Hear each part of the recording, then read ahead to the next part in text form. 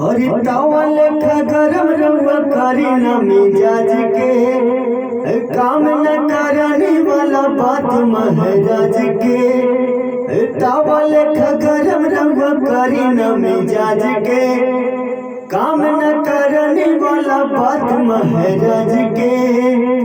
हाय फेंक देना लोढ़ा गुस्सा कम कर थोड़ा चूड़ी फूट जाए रंग छूट जाए चित्र फूट जाए तोहरा राजा जी के दिलवा टूट जाए तोहरा राजा जी के दिलवा टूट जाए और तोहरा बलम के दिलवा टूट जाए।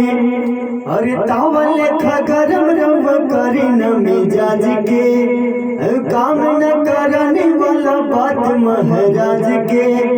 हाय फेंक देना लोढ़ा गुस्सा कम कर थोड़ा चूड़ी फूट जाए चित्र फूट जाए रंग टूट जाए तोहरा राजा जी के दिलवा टूट जाए तोहरा राजा जी के दिलवा टूट जाए तोहरा बलम के दिलवा टूट जाए। खिसियालू कहे रिसियालू कहे गरमालू तो फेंक दिलू आलू कहे हमसे भाईल बाटे भारी धोखा यही आलू के मिस दिहब चोखा। हाँ देबो नहीं खाए बोला कमाए चित्र फूट जाए हाँ चित्र फूट जाए रंग टूट जाए तोहरा राजा जी के दिलवा टूट जाए तोहरा राजा जी के दिलवा टूट जाए।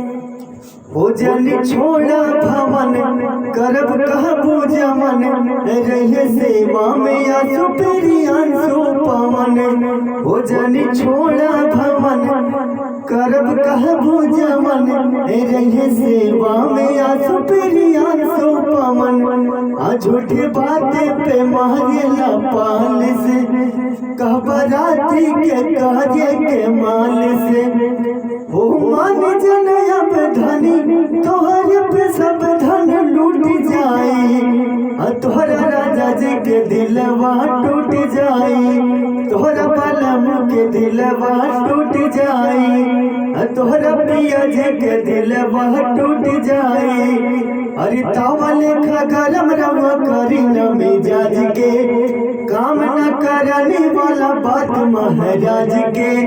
हाय फेंक देना लोढ़ा गुस्सा कम कर थोड़ा चूड़ी फूट जाए रंग छूट जाए चित्र फूट जाए तोहरा राजा जी के दिलवा टूट जाए तोहरा राजा जी के दिलवा टूट जाए तोहरा बलम के दिलवा टूट जाए।